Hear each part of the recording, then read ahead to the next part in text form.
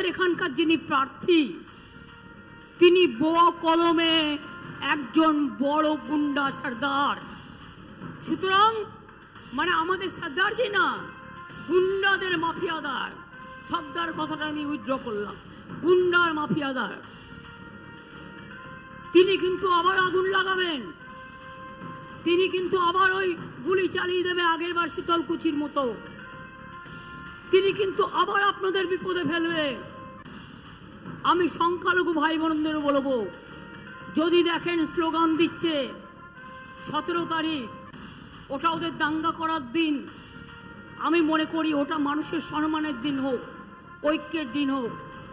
গালাগালি দিলেও মাথা ঠান্ডা করে আল্লাহর নামে প্রে করবেন, ওদের বিদায় চাইবেন, কিন্তু কেউ কোনো প্ররোচনায় পা দেবেন না।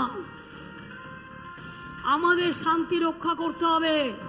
ওরা চায় দাঙ্গা করে এনআইএ ঢুকিয়ে দিয়ে ভোটটা যাতে না হয়, আর ভোটটা যাতে ওরা ছাপ্পা মেরে দেয়। এই সরকার যদি থাকে, বলে দিয়েছে ওয়ান নেশন ওয়ান ইলেকশন মানে দেশে আর নির্বাচন হবে না, ফেডারেল স্ট্রাকচার থাকবে না, রাজ্যগুলো থাকবে না, দেশে নির্বাচন হবে না। এটা স্বৈরাচারী একনায়কতন্ত্রে সন্ত্রাস যুক্ত স্বৈর সন্ত্রাস সরকার তৈরি হবে। One leader one nation, one leader one ভাষণ, ওয়ান লিডার ওয়ান খানা, ওয়ান লিডার ওয়ান, আর কি বলবো, ভাবনা। উনি যা বলবেন তাই হবে। আমি পরিষ্কার বলছি, মনে রাখবেন, এই নির্বাচন সে নির্বাচন নয়। সারা ভারতবর্ষ আজ বুঝতে পেরেছে, আপনারাও বুঝুন। দেশকে যদি স্বাধীন রাখতে হয়, देश के यदि स्वाधीन रखते हैं, अगर देश को आजादी का रक्षा करना है तो बीजेपी हटाओ, देश बचाओ। दुर्नीतिर कथा बोलছেন, আমি চ্যালেঞ্জ করে গেলাম, ক্ষমতা থাকলে 3 দিন বাদে ইলেকশন আছে নর্থ বেঙ্গলে, 3-4 দিন বাদে ঘোষণা করুন শ্বেতপত্র। তাতে বাংলায় কোথায় কটা দুর্নীতি হয়েছে সব রিপ্লাই দেওয়ার পর আপনার কমিশনের রিপোর্ট যারা এসেছিল এজি রিপোর্ট আপনি ঘোষণা করুন, সাথে সাথে আপনি উত্তর প্রদেশটাও ঘোষণা করুন, গুজরাটও ঘোষণা করুন, মহারাষ্ট্রও ঘোষণা করুন। চ্যালেঞ্জ করে বলছি, বাংলা চোর নয়, বাংলা ডাকাত নয়, বাংলাটা দুনিয়ার পরোয়ার নয়, বাংলাটা দাঙ্গাবাজ নয়, এটা আপনি আর আপনার দল একটা মিথ্যেবাদী দল, মিথ্যে কথার দল।